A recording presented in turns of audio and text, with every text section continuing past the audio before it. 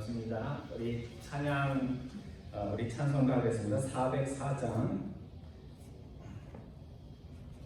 우리 주일 아침에 우리 배운 찬양인데요. 404장. 통일 찬송가로는 477장입니다. 404장. 바다에 노릴 때.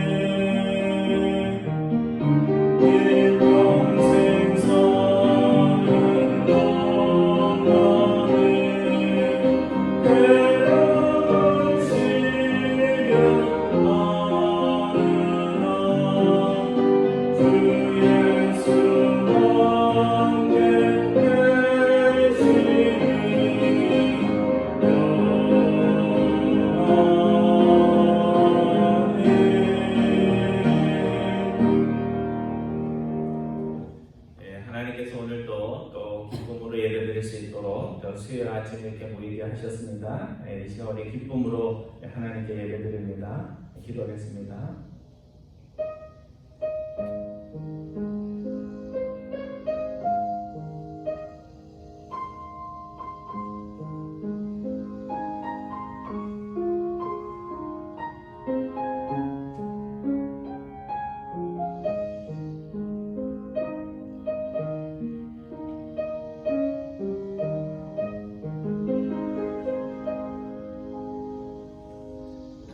만일 우리가 죄가 없다고 말하면 스스로 속이고 또 진리가 우리 속에 있지 아니할 것이요 만일 우리가 우리 죄를 자백하면 그는 미쁘시고 의로사 우리 죄를 사하시며 우리를 모든 불의에서 깨끗하게 하실 것이요 죄를 미워하시지만 허물과 죄를 고백하는 죄인들의 죄의 고백을 기뻐 받으시는 하나님 아버지 수요일 아침 주님의 전을 기억하며 또 주님께 예배의 자리로 나아갈 수 있도록 인도하여 주심을 감사드립니다. 항상 죄를 짓지 않고 살아가기를 마음에 소원하지만 육신의 욕심과 또 세상의 여러 가지 일로 인하여 항상 죄인의 모습으로 주님 앞에 나올 때가 많은 저희들임을 주님 앞에 고백을 드립니다. 저희에게 진정한 회개의 영을 허락하여 주셔서 저희들이 묵은 죄에 빠지지 않고 항상 새로운 모습으로 주님 앞에 주님의 말씀 앞에서는 죄를 다 될 수 있도록 인도하여 주옵소서. 오늘도 새 마음으로 주님 앞에 섭니다. 저희들의 찬양과 경배를 통하여 큰 영광 받아 주옵소서. 감사드리오며 우리 주 예수 그리스도의 이름으로 기도드리옵나이다. 아멘. 우리 자리에서 일어나셔서 우리 찬양하기 원합니다. 찬송가는 369장입니다. 369장 통일 찬송가로 487장 369장 제2집 맡은 우리 구주 우리 찬양합니다.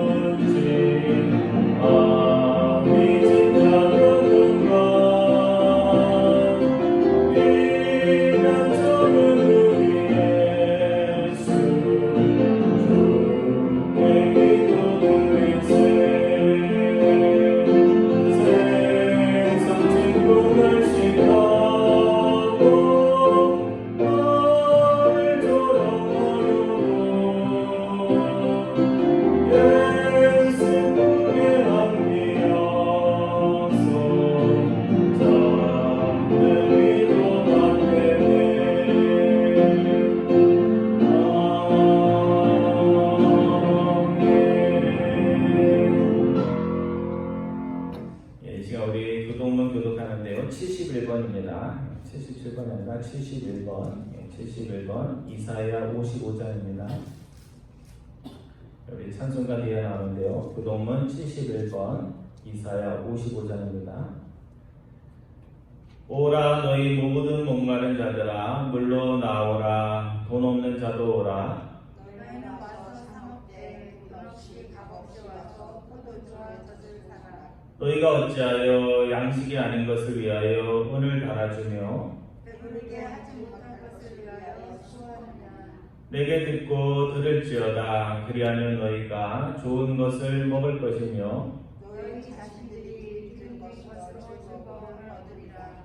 너희는 귀를 기울이고 내게로 나와 들으라 그리하면 너희의 영혼이 살리라. 내가 너희를 위하여 영원한 언약을 맺으리니 곧 다윗에게 허락한 확실한 은혜이니라. 너희는 여호와를 만날 만한 때에 찾으라 가까이 계실 때에 그를 부르라. 악인은 그의 길을 불의한 자는 그의 생각을 버리고 여호와께로 돌아오라. 그리하면 그가 긍휼히 여기시리라. 여기 다 같이 합니다. 우리 하나님께 돌아오라. 그가 너그럽게 용서하시리라. 아멘. 자리에 앉아주시기 바랍니다. 지금 우리 네 가지 기도 제목 놓고 함께 기도하기를 원합니다. 세상에는 두 가지 죄인이 있다고 합니다. 죄인인 것을 알고 시인하는 죄인과 자신이 죄인인지도 모르고 한평생 사는 죄인들이 있다고 합니다. 여러분은 어떤 부류에 속하십니까? 거울 앞에 매일 서는 것처럼 말씀의 거울 앞에서 허물과 죄를 항상 비추며 잘못된 인생의 방향을 조정하는 삶을 살게 하옵소서 기도하기 원합니다. 코로나19로 각 가정도 교회도 또 어려운 여러 가지 변화된 환경 속에서 항해를 하고 있습니다. 교회가 튼튼해야 교우들의 영적 건강에 버팀목이 될 수 있습니다. 교회에서 기도해 주시고 또 어려운 겪는 우리 가정들을 위해서 믿음으로 더 잘 극복하는 그래서 믿음이 더 커지는 그런 시기 될 수 있도록 기도해 주시기 바랍니다. 세 번째는 감사의 계절이 다가오고 있는데요. 부족한 많은 이때에도 우리의 마음에 감사가 끊어지지 않도록 기도해 주시기 바랍니다. 마지막으로 미국 대선이 한 달밖에 남지 않았는데요. 새로 선출되는 대통령과 정부가 또 새로운 마음으로 미국이 안고 있는 여러 가지 문제들, 인종 갈등, 경제 불균형, 백성의 마음을 하나되게 하는 귀한 새 대통령과 새 정부 될 수 있도록 기도해 주시기 바랍니다. 우리 네 가지 기도 제목 놓고 함께 기도하겠습니다. 사랑의 하나님 감사를 드립니다. 연약하고 부족한 저희들 또 이 시간들로 모아주시고 또 같은 기도의 제목으로 기도할 수 있도록 인도하여 주시니 감사를 드립니다. 저희들 항상 허물과 죄 가운데 살아가면서도 또 저희들 또 기준에서 이 정도 죄는 또 세상의 모든 사람들이 짓고 산다고 미루어하며 살아갈 때가 있는 저희들임을 주님 앞에 고백을 드립니다. 저희들 얼굴에 무엇이 묻었을 때 저희들이 그것을 씻는 것처럼 항상 주님의 전에 나올 때마다 주님의 말씀과 찬양을 저희들 부를 때마다 우리의 모습들을 살필 수 있도록 인도하여 주셔서 항상 이 땅에 사는 동안 정결한 모습으로 주님 앞에 말씀을 듣고 찬양하는 저희들 다 될 수 있도록 주님께서 은혜로 더하여 주옵소서. 코로나19로 가정도 교회도 또 변화된 환경 속에 저희들이 살아감을 주님 앞에 고백을 드립니다.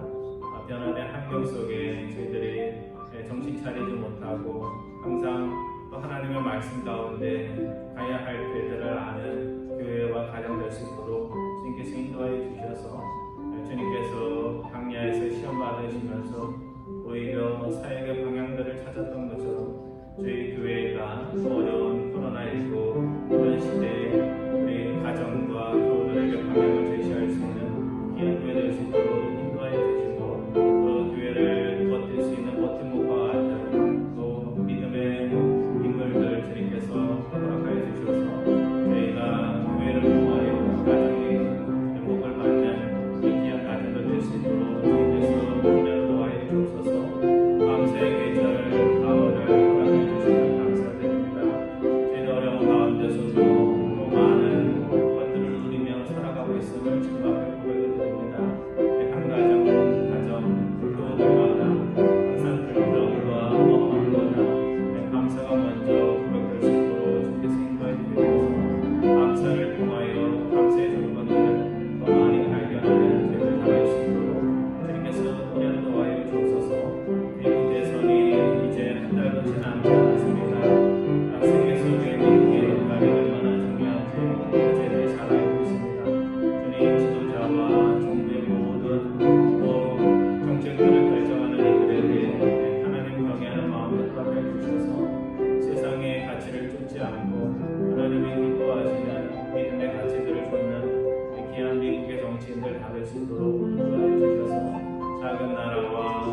어려운 자연재해와 세계가 서로 협력해야 될 많은 문제들 잘 해결해 나갈 수 있는 미국 될 수 있도록 주께서 인도하여 주옵소서.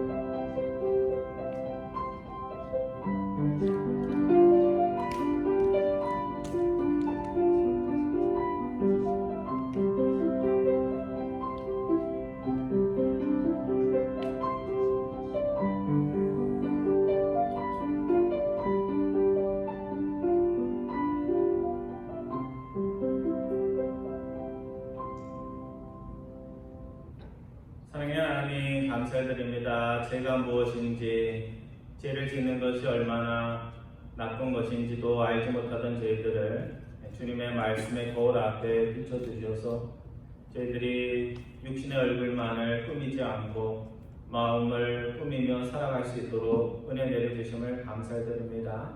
항상 의인인 것처럼 행동하지 않고 우리의 마음속에 깊이 도사리고 있는 죄의 마음들을 항상 헤아리며 주님 앞에 겸손한 모습으로 살아가는 저희들 다 될 수 있도록 인도하여 주옵소서.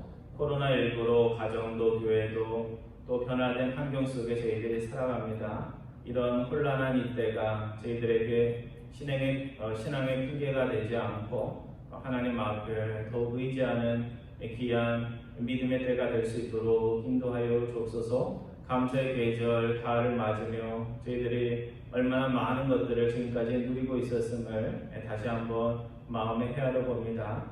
감사의 마음이 충만하여서 감사의 조건도 늘어나는 각 가정 교회 될 수 있도록 인도하여 주옵소서. 한 달도 채 남지 않은 미국에 대해서는 주님께서 주관하여 주셔서 좋은 미국의 지도자들이 선출될 수 있도록 인도하여 주시고 또 같은 사람이 선출될지라도 또 새로운 마음으로 또 새로운 지도자의 마음으로 미국을 통합하며 일치하며 조화를 이루며 미국이 안고 있는 여러 가지 문제들 잘 해결하여서 세계에서도 큰 역할들을 감당하는 귀한 미국 될 수 있도록 주님께서 인도하여 주옵소서. 오늘 사무엘하의 말씀을 통하여 저희들에게 깨달음을 주시고 삶의 돌이킴을 허락하여 주시기 원하오며 우리 주 예수 그리스도의 이름으로 기도드리옵나이다.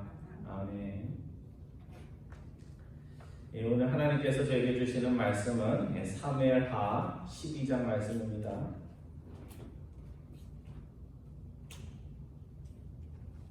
사무엘하 12장 1절 이하 15절까지 말씀 우리 한 절씩 교독하기 원합니다. 사무엘하 12장 1절부터 15절까지 말씀입니다. 여호와께서 나단을 다윗에게 보내시니 그가 다윗에게 가서 그에게 이르되 한 성읍에 두 사람이 있는데 한 사람은 부하고 한 사람은 가난하니 그 부한 사람은 양과 소가 힘이 많으나 가난한 사람은 아무것도 없고 자기가 사서 기르는 작은 암양 새끼 한 마리뿐이라. 그 암양 새끼는 그와 그의 자식과 함께 자라며 그가 먹는 것을 먹으며 그의 잔으로 마시며 그의 품에 누움으로 그에게 딸처럼 되었거늘 어떤 행인이 그 부자에게 오매 부자가 자기에게 온 행인을 위하여 자기의 양과 소를 아껴 잡지 아니하고 가난한 사람의 양 새끼를 빼앗아다가 자기에게 온 사람을 위하여 잡았나이다. 다윗이 그 사람으로 말미암아 노하여 나단에게 이르되 여호와의 살아계심을 두고 맹세하노니 이 일을 행한 그 사람은 마땅히 죽을 자라. 그가 불쌍히 여기지 아니하고 이런 일을 행하였으니 그 양 새끼를 네 배나 갚아주어야 하리라 한지라.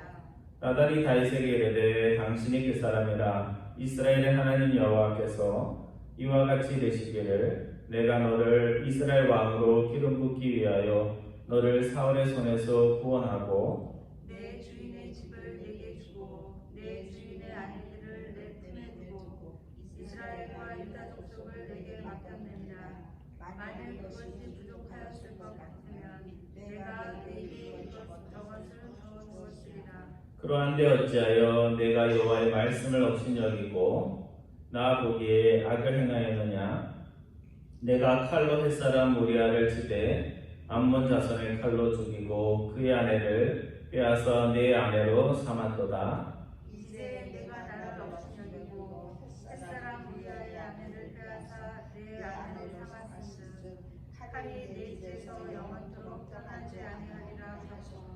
여호와께서 또 이와 같이 이르시기를 보라 내가 너와 내 집에 재앙을 일으키고 내가 내 눈앞에서 내 아내를 빼앗아 내 이웃들에게 주리니 그 사람들이 내 아내들과 더불어 백주에 동침하리라. 나는 은밀히 행하였으나 나는 온 이스라엘 앞에서 백주의 일을 행하리라 하셨나이다. 다윗이 나단에게 이르되 내가 여호와께 죄를 범하였노라 하매 나단이 다윗에게 말하되 여호와께서도 당신의 죄를 사하셨나니 당신이 죽지 아니하려니와 이 일로 말미암아 여호와의 원수가 크게 비방할 거리를 얻게 하였으니 당신이 낳은 아이가 반드시 죽으리이다 하고 15절 말씀 같이 봅니다. 나단이 자기 집으로 돌아가니라. 우리아의 아내가 다윗에게 낳은 아이를 여호와께 치심에 심히 앓는지라. 아멘. 오늘 본문의 말씀은 우리가 너무나 잘 아는 이야기죠, 그렇죠? 바세바와의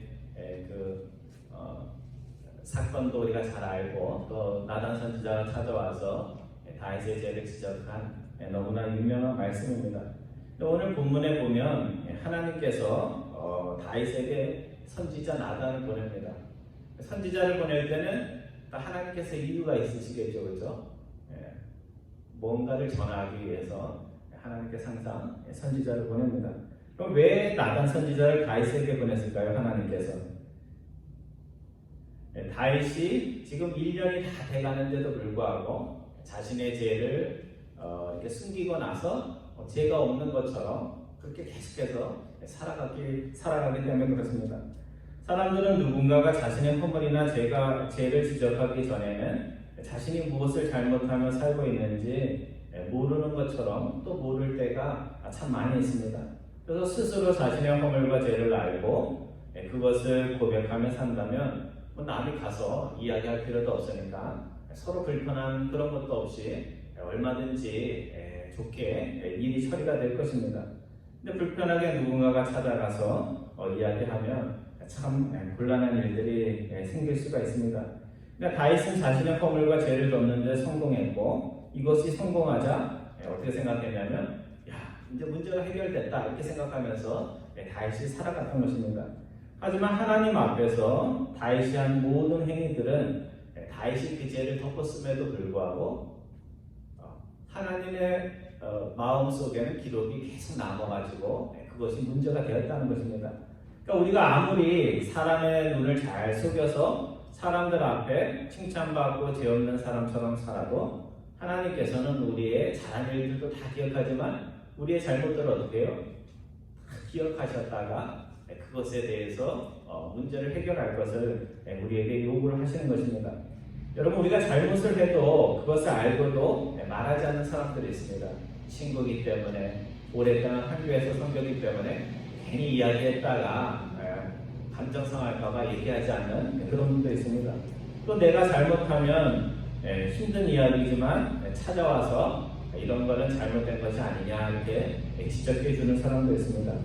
그러니까 잘못했는데도 그냥 알면서도 참아주는 것도 참 고마운 일이지만 잘못한 거 알려주어서 같은 잘못을 계속해서 하지 않도록 이야기해 주는 것도 그것도 감사한 일이라고 우리가 볼 수가 있습니다. 왜냐하면 다윗과 같은 성도도 자신의 죄를 덮는 일에 성공을 하자 그 후에 스스로 회개해야 되는데 회개하지 못하고 결국은 나단 선지자가 찾아가서 죄를 지적해 줬을 때 그것을 통해서 회개할 수 있었기 때문에 그렇습니다. 잔대 강연 때 어떻게 수요날 강연인지 모르겠어요. 자, 오늘 본문 1절 하반절부터 4절까지에 보면 우리가 잘 아는 나단의 비유가 나옵니다. 그래서 나단 선지자가 다윗 왕에게 찾아가서 다윗이 뭘 잘못했는지를 이야기를 통해서 간접적으로 이야기하는 부분입니다. 제가 1절 하반절 읽고 여러분들이 2절 읽고 해서 4절까지 교육합니다. 한 성읍에 두 사람이 있는데 한 사람은 부하고 한 사람은 가난하니 그 부한 사람은 양과 소가 힘이 많으나 가난한 사람은 아무것도 없고 자기가 사서 기르는 작은 암양 새끼 한 마리뿐이라. 그 암양 새끼는 그와 그의 자식과 함께 자라며 그가 먹는 것을 먹으며 그의 잔으로 마시며 그의 품에 누움으로 그에게는 딸처럼 되었거늘 어떤 행인이 그 부자에게 오매 부자가 자기에게 온 행인을 위하여 자기의 양과 술을 아껴 삼지 아니하고 가난한 사람이 양식기를 빼앗아다가 자기에게 온 사람을 위하여 저같이 아니하고 남들이 잘못할 때 그것을 뭐 사소한 거 가지고 다 얘기하는 것은 아니래도 그것을 지적해 주는 것은 고마운 일입니다. 불편하긴 해도 고마운 일인데요. 오늘 나단이 다윗을 찾아와서 하는 이야기를 보면 우리가 남의 허물과 지적을 잘못을 지적할 때 나단 선지자처럼 지혜롭게 말을 할 수 있어야 됩니다. 오늘 나단 선지자는 다윗의 잘못을 이야기하면서 다윗이 편안한 마음으로 들을 수 있도록 남의 이야기하는 것처럼 그렇게 이야기를 전개해 나갑니다. 제가 전에 섬기던 교회 원로 목사님께서 자녀들이 잘못하는 것이 있으면 중요한 교회 멤버들이었는데 자녀들에게 잘못할 때마다 계속해서 지적하지 않고 목사님은 이렇게 다 놓고 자녀들이 잘못하는 거 있으면 마음에 담아뒀다가 설교 시간에 할 때 직접적으로 얘기하지 않고 이게 간접적으로 이렇게 말씀을 통해서 풀어서 이야기하는 것을 제가 들은 적이 있습니다.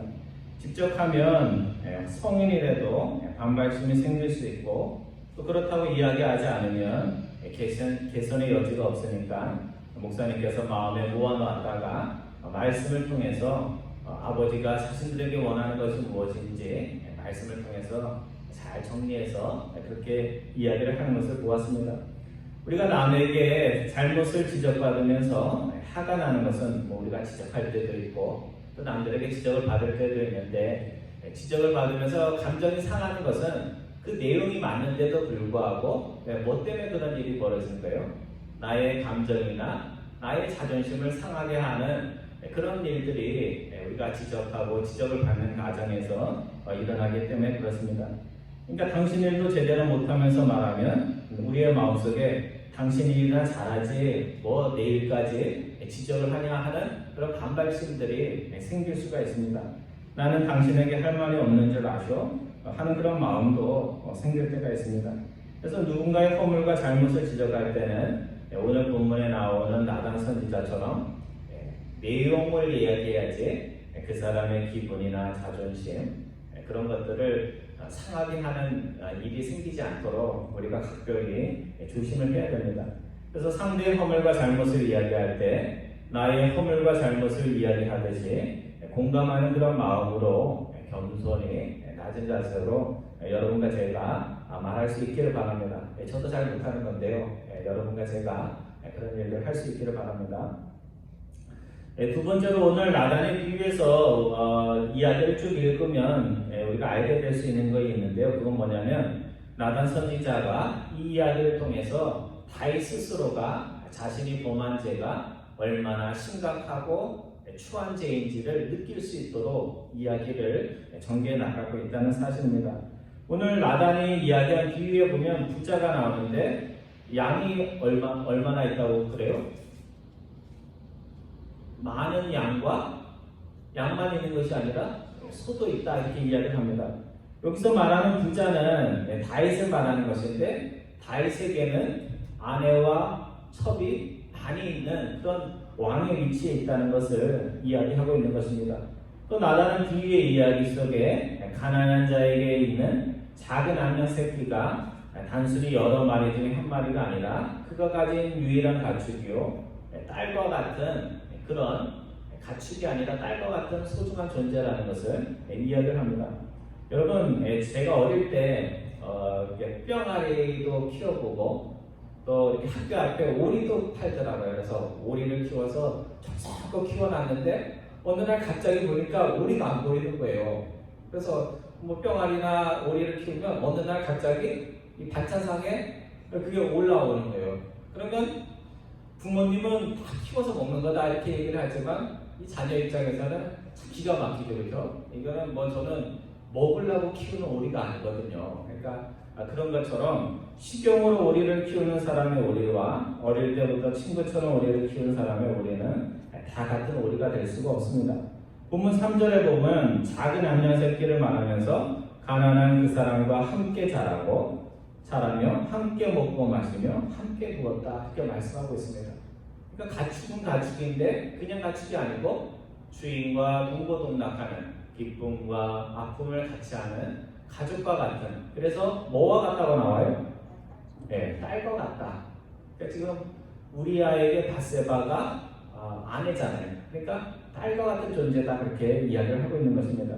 그래서 나단 선지자가 지금 무슨 이야기를 하고 있냐면 다윗이 그 가정을 파괴하기 전에는 우리아는 가난하지만 자신의 아내 밧세바와 동고동락하면서 가난하지만 너무너무 행복하게 잘 살고 있었는데 너가 죄를 짓는 바람에 그 행복했던 가정이 어떻게 됐어요?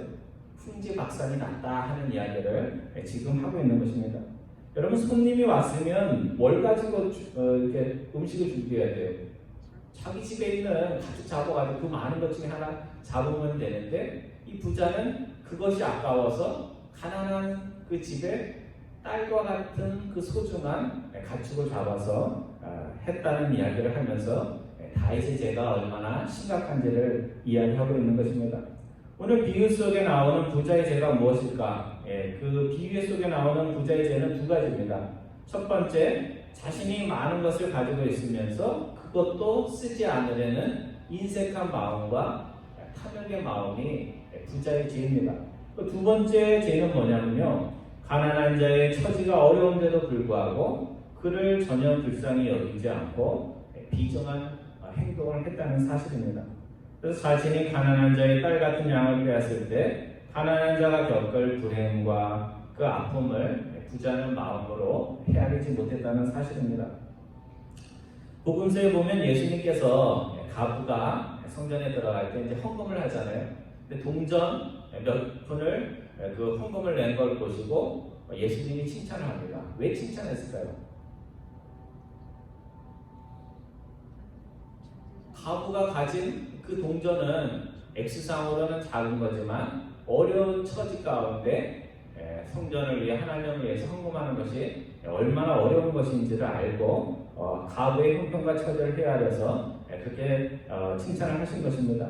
성도 여러분, 탐욕이라는 것은 가진 것이 많든지 적든지 많은 사람에게만 있는 게 탐욕이 아니고 가진 것이 많든지 가진 것 이상으로 욕심을 부리는 것입니다. 또 가진 것이 더 많으면서도 가난한 자의 것을 채워서 99개가 있는데 하나를 뺏어가지고 몇 개를 만들겠다고요? 100개를 만들겠다고 욕심을 부는 것이 탐욕입니다. 하나님 앞에서 불쌍히 여길 자를 불쌍히 여기지 않는 것도 죄입니다. 남을 돕지 않는 거가 죄냐 아니냐 그런 차원이 아니고 정말 불쌍한 사람을 보고 그거를 불쌍히 여기지 못하는 것은 하나님 앞에서 죄입니다. 그래서 예수님의 비유에 보면 하나님께서 큰 잘못을 한 종의 빚을 갚아줬는데 그 사람이 나가서 자기보다도 작은 빚을 진 사람을 멱살을 잡고 뭐라 그래요? 돈을 갚으라고 난리를 칩니다. 그때 주인이 다시 그 빚을 탕감해주는 종을 불러가지고 나무라는 그런 이야기가 있습니다. 오늘 우리가 긍휼과 용서를 우리가 해도 되고 안 해도 괜찮은 일로 생각할 때가 있지만 정말 깊이 생각해 보면 하나님께 큰 용서를 받은 우리들이 작은 그런 것들에 대해서는 항상 용서해주고 또 베풀 수 있는 그런 마음들이 필요합니다. 오늘 본문 5절과 6절에 보면 다윗이 나단의 비유를 듣고 어떻게 반응을 해요? 비유가 끝났는지 안 끝났는지 모를 때 다윗이 나단의 선지자의 비유를 듣고 중간에 어떻게 해요? 화가 나가지고 그 이야기 속에 나오는 부자에게 엄청나게 화가 납니다. 제가 5절 읽고 여러분들 6절 말씀 읽어주시기 바랍니다. 다윗이 그 사람으로 말미암아 노하여 나단에게 이르되 여호와의 살아계심을 두고 맹세하노니 이 일을 행한 그 사람은 마땅히 죽을 자라. 그가 불쌍히 여기지 아니하고 이런 일을 행하였으니 그야 이를 내게나 갚아주어야 합니다.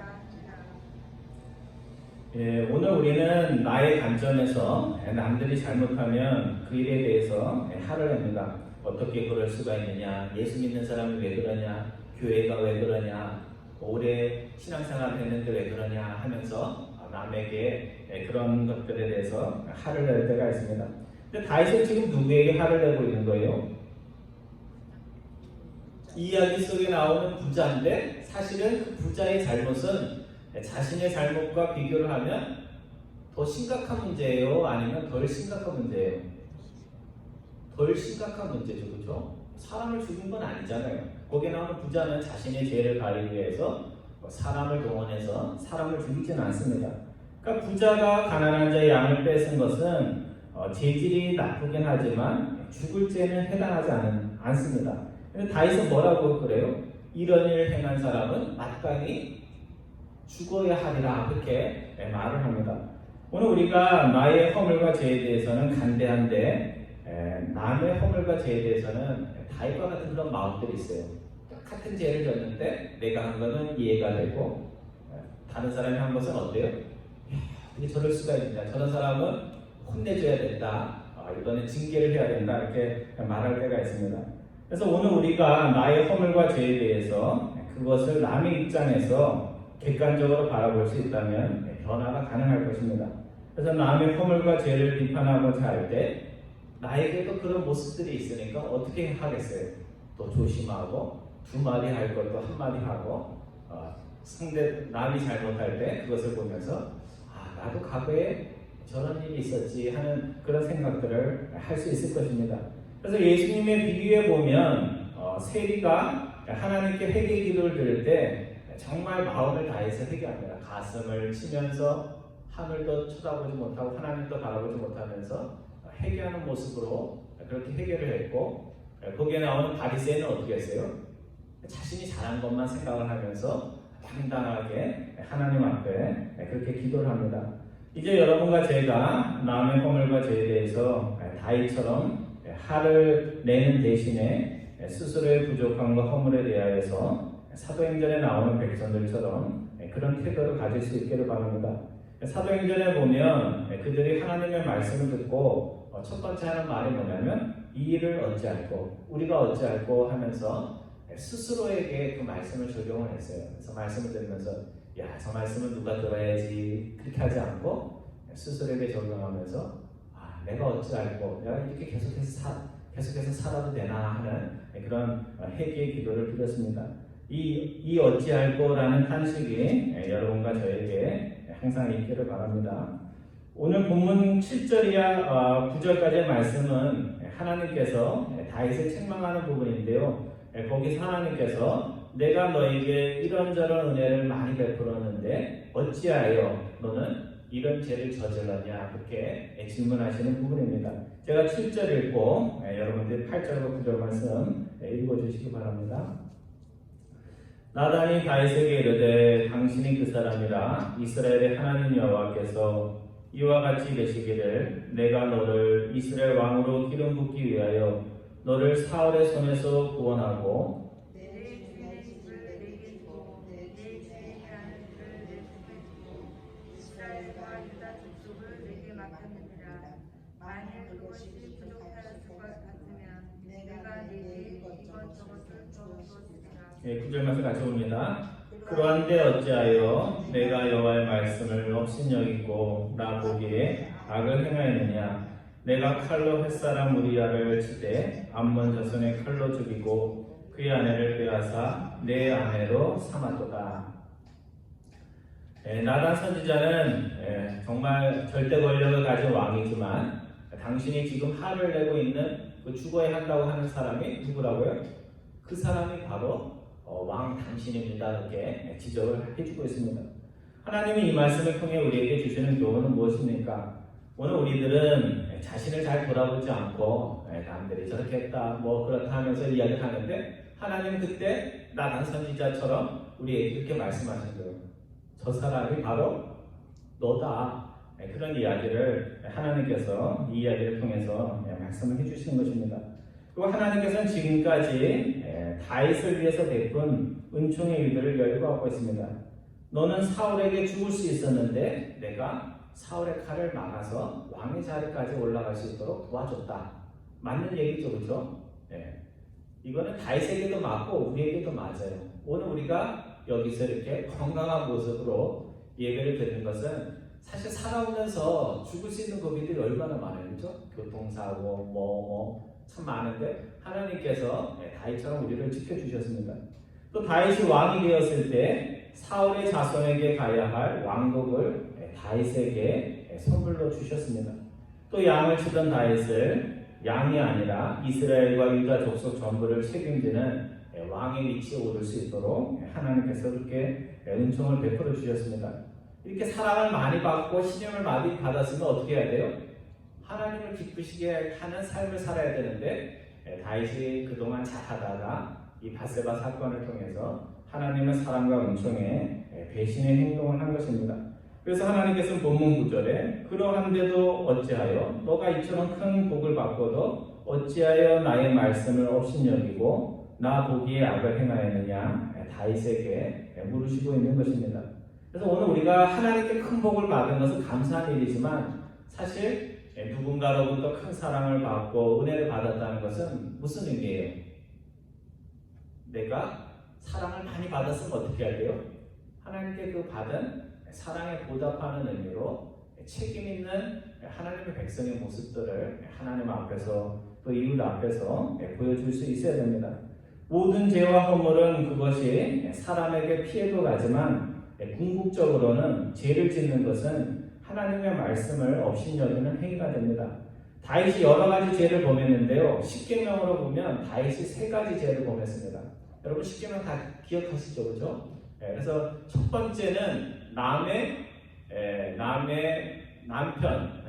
있는 여인을 탐했습니다. 그럼 십계명 가운데 몇 번째 계명을 범한 거예요? 탐했으니까. 잠깐 기다려보세요. 천사가 찾아봐야 돼요. 그게 아니고 몇 번째예요? 10번째죠. 10번째. 그렇죠? 남의 소유를 탐하지 말라 그랬으니까 10번째 계명을 범한 겁니다. 또 남의 아내와 잠자리를 같이 한 것이니까 간음을 한 거죠. 그러면 10계명이 몇 번째 계명을 어긴 거예요? 7번째 계명을 어긴 것입니다. 그 다음에 다윗이 자기의 죄를 덮기 위해서 충직한 신하 우리아를 죽였습니다. 그러니까 살인을 한 거죠, 그렇죠? 그럼 10계명이 몇 계명을 어긴 거예요? 네, 6번째 계명을 또 다윗이 어긴 것입니다.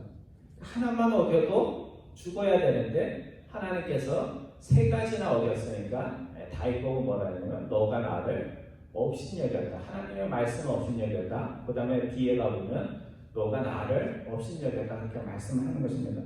그러니까 오늘 우리가 진정으로 하나님을 경외한다면 난 경외해 그 말로 충분한 것이 아니라 하나님이 성경에서 설교로 성경 공부로 말씀해 주신 그 계명들을 잘 기억했다가 정말 최선을 다해서 그 계명들 하나님의 말씀을 지키는 성실한 노력들이 오늘 우리 가운데 필요합니다. 오늘 본문 10절 이하 12절 말씀은 하나님이 나단 선지자를 통해서 너는 죽지 않지만 너의 죄로 인해서 이러저러한 어려운 일들이 있을 것이다 하는 것을 선포하시는 그런 말씀입니다. 10절부터 12절까지 교독하는데요. 제가 먼저 10절 봅니다. 여러분들 11절과 12절 봐주시기 바랍니다. 이제 내가 나를 업신여기고 햇사람 무리아의 아내를 빼앗아 내 아내로 삼았은즉 칼이 내 집에서 영원토록 떠나지 아니하리라 하셨고 여호와께서 또 이와 같이 이르시기를 보라 내가 너와 네 집에 재앙을 일으키고 내가 내 눈앞에서 내 아내를 빼앗아 내 이웃들에게 주리니 그 사람들이 내 아내들과 더불어 백주에 동침하리라. 12절 말씀 같이 봅니다. 너는 은밀히 행하였으나 나는 온 이스라엘 앞에서 백주의 일을 행하리라 하셨나이다. 하나님이 나단 선지자를 통해서 선포하신 심판은 2가지입니다. 첫 번째는 뭐가 떠나지 않는다고요? 칼이 떠나지 않는다. 칼이 하는 일은 뭐예요? 음식할 때 좋은 그 칼이 아니고 지금 사람을 죽이는 칼을 말하는 겁니다. 그러니까 사람을 죽이는 그 일이 너의 가정과 너의 왕국에 떠나지 않을 것이라는 굉장히 무서운 말씀을 하십니다. 그래서 다윗의 죄로 인해서 칼로 죽은 건 아니지만 다윗이 밧세바와 잘못해서 낳은 그 아들이 죽습니다. 그러니까 죽는 일이 계속 생기죠. 또 암논, 다윗의 맞이였던 암논이 이복 누이가 이쁘다고 강간을 합니다. 그래서 그것이 화가 나서 그 누이의 동생인 압살롬이 그 배다른 그 형제들을 다 죽여버립니다. 또 압살롬이 아버지에게 반란을 일으켜서 나중에 그 일로 나무에 그 머리가 베어가지고 또 부하에게 죽고, 또 솔로몬과 아도니아가 왕자를 놓고 다투다가 솔로몬에 의해서 아도니아가 또 죽게 됩니다. 그러니까 그 조선 시대 때 왕이 되기 위해서 막 싸우는 그와 같은 일이 다윗 시대에도 있었다는 사실입니다. 두 번째로 부끄럽게도 다윗의 가정에 성범죄가 떠나지 않을 것이다, 이렇게 말씀합니다. 이 심판의 예고도 그대로 이루어지는데, 암난이 배다른 누이 다말을 강간하는 사건으로 아버지 때에 일어났던 비슷한 사건이 아들 때에 일어나고, 또 압살롬이 아버지에게 반기를 하면서 나는 정말 아버지와 돌아섰다라는 것을 보여주기 위해서 대낮에 아버지의 후궁들과 잠자리를 같이 하는 그와 같은 사건이 벌어집니다. 우리가 하는 말 가운데 이런 말이 있죠. 애들 앞에서는 찬물도 마시면 안 된다, 못 마신다, 이런 이야기가 있습니다. 그래서 부모의 일것을 이끌죠. 행동 하나하나가 어릴 때 아이들에게 강하게 인식이 된다는 것입니다. 그래서 인간은 말로 이렇게 교육이 되는 것이 아니고요, 어릴 때는 그냥 부모님을 보면서 배운다고 해요. 그래서 술 먹고 아내를 때리는 아버지를 두면 그 아이의 마음속에 나는 커가지고 절대로 술 안 마시고 아내를 때리지 않겠어, 그렇게 하는데 나중에 보면 어떻게 돼요? 똑같은 행동을 하는 그런 자아를 발견한다고 합니다. 그래서 술 먹고 아내를 때리는 사람들 과거를 이렇게 조사를 해보면요, 그 아버지들이 그렇게 했던 자녀들이 굉장히 많다고 합니다. 그래서 아이들은 초등학교 이전에 이미 기본적인 감정 표현 방식을 거의 배운다고 합니다. 그래서 이 시기에 주요 접촉 대상이 부모야말로 그런 아이들의 표현 방식에 절대적인 영향을 미친다고 합니다. 그러니까 화가 나면 막 물건을 던지는 사람들 있죠. 그건 언제 배운 거예요? 어릴 때 본 거예요. 아버지가 막 던지는 걸 보고 어머니든지 아버지든지 그걸 배우고 나이가 돼서도 그거가 잘못된 건 알면서도 그거를 고치지 못하는 것입니다. 여러분은 어떻습니까? 여러분은 다 키우셨지만 자녀들 이렇게 양육할 때 야, 이렇게 해야 된다, 저렇게 해야 된다 말로 이야기하셨습니까? 아니면 정말 좋은 모습을 통해서 아이들이 저절로 보고 배울 수 있게 하셨습니까? 아마 여러분이 좋은 행동과 삶의 실천을 하신 분들은 다 자녀들이 이렇게 효자고 말 잘 듣고 부모 공경할 것입니다. 또 여러분의 인생의 후배들, 교회의 신앙의 후배들에게 나도 참 부족한 것은 많지만 이런 일에 있어서는 나처럼 살아도 된다, 이렇게 말할 수 있습니까? 그래서 우리가 남들 놀라게 하는 무슨 큰일 몇 개 잘했다 해갖고 갑자기 좋은 인생의 선배가 되고 좋은 신앙의 선배가 되는 것은 아닙니다. 매일매일 하나님이 명하신 일들, 그것이 남이 보든지 보지 않든지 성실히 지키는 것, 그것보다 더 좋은 게 없어요.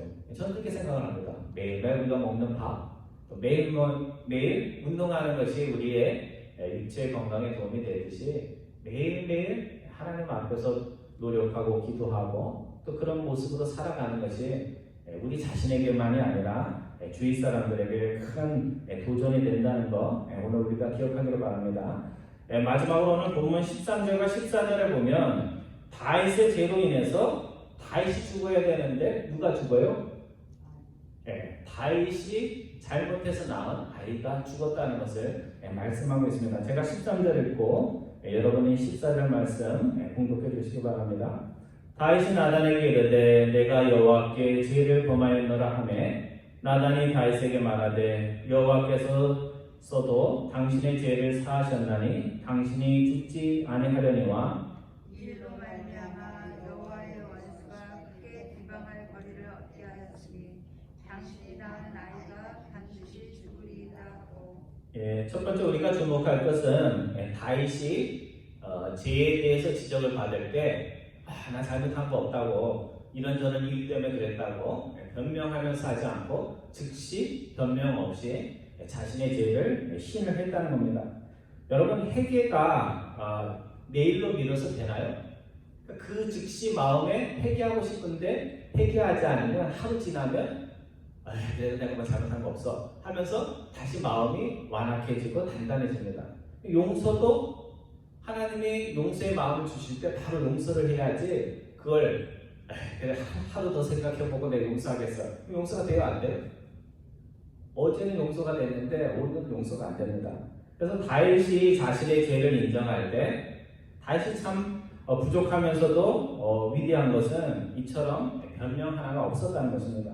바세바라는 여인이 내가 있는 그 왕궁 보이는 곳에서 목욕을 해가지고 난 그럴 마음이 없었는데 그 보이는 곳에서 목욕을 해가지고 내가 이런 잘못을 하게 됐다고 그렇게 얘기할 수 있잖아요, 그렇죠? 근데 그렇게 다윗은 이야기를 하지 않았다는 겁니다. 또 하나 놀라운 사실은 다윗이 십계명의 13가지나 되는 죄를 어겼는데도 불구하고 하나님께서는 나단 선지자를 통해서 내가 내 죄를 어떻게 한다고요? 용서할지 말아야 될지 좀 생각 좀 해봐야 되겠다 이렇게 하지 않으시고 용서하신다 그렇게 말씀해 주셨다는 것입니다. 근데 우리가 기독교인들이 용서의 의미를 정확하게 이해를 해야 됩니다. 죄를 용서했다는 것은 하나님의 죄를 용서했다고 해서 죄가 없다는 얘기가 아니에요. 죄가 없다는 얘기가 아니에요. 죄는 그대로 있는데 하나님께서 그것을 어떻게 하겠다고요? 너가 죄를 졌지만 내가 계속해서 너를 죄인으로 생각하면서 너를 계속 심판하는 그 일을 하지 않겠다는 것입니다. 그래서 너가 뭘 잘해서가 아니고 하나님께서 너에게 저스티스를 가지고 다가갈 수도 있지만 너의 연약함을 알기에 하나님께서 다시 한번 기회를 주겠다 하는 그런 말씀입니다. 그래서 용서한다는 이 말은 죄가 사라진다, 죄에 대한 책임이 없어진다 하는 그런 말이 아닙니다. 여러분 다윗의 죄로 인해서 죽어야 할 사람이 누구예요? 아까도 질문을 드렸지만 다윗이죠, 그렇죠? 이거 저스티스예요. 저스티스로만 보면 다윗이 죽으면 깨끗하게 문제가 해결됩니다. 그런데 다윗의 죄로 인해서 다윗이 아니라 다윗의 죄와 하나도 연관이 없는 아이가 죽습니다. 저는 이것이 주는 교훈이 있다고 생각해요. 이건 뭐냐면 이 이야기에 나오는 아이처럼 한 사람의 죄로 인해서 죽어야 할 사람이 죽지 않고 죽지 않아야 될 사람이 죽는 일이 세상 가운데는 너무나 많이 일어나고 있다는 것입니다.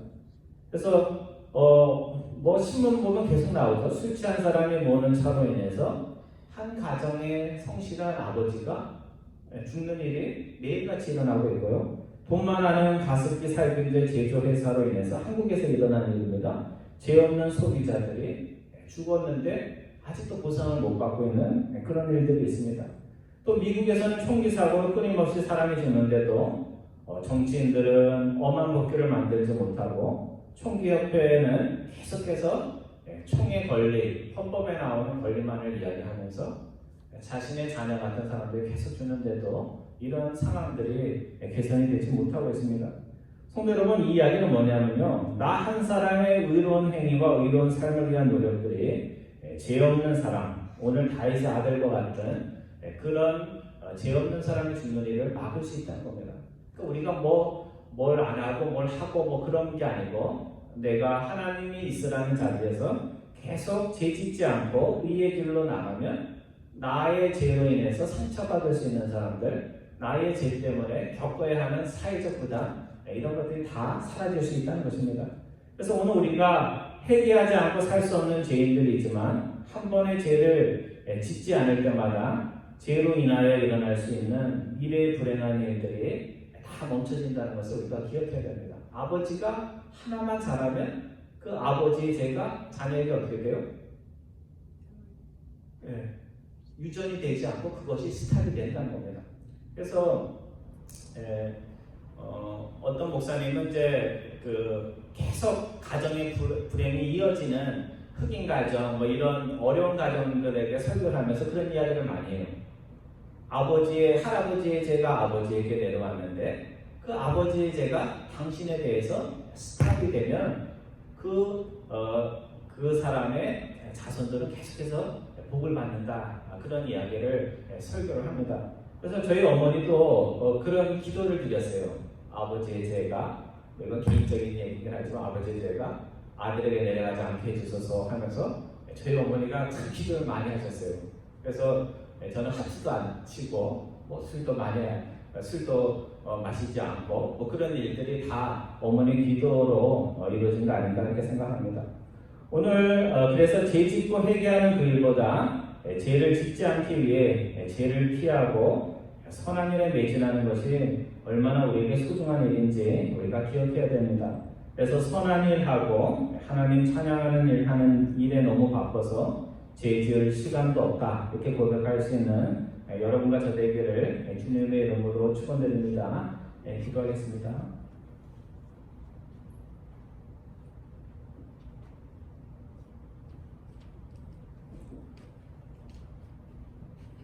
사랑의 하나님, 죄를 짓고 자신의 죄를 시인하고 회개하는 것이 참으로 귀한 일이지만 그보다 더 귀한 것은 죄를 짓지 않고 살아가는 것임을 저희들이 다윗의 이야기를 통해 나단 선지자의 비유의 말씀을 통해 저희들이 배웁니다. 저희들이 하나님을 위해서 작은 노력, 작은 행위 하나 할 때마다 우리 안에 있는 죄의 세력들이 움츠러들며 이 세상에 좋은 선한 일들이 계속될 수 있음을 항상 기억하는 저희들 될 수 있도록 인도하여 주옵소서. 특별히 잘못하였을 때는 스스로의 잘못을 시인하여서 저희들이 하나님 앞에 부끄럽지 않은 모습으로 나아갈 수 있도록 인도하여 주옵소서. 감사드리오며 우리 주 예수 그리스도의 이름으로 기도드리옵나이다. 아멘. 우리 찬송하겠습니다. 마지막 찬양입니다. 찬송가 547장입니다. 다 같이 일어나셔서 우리 찬양합니다. 547장입니다.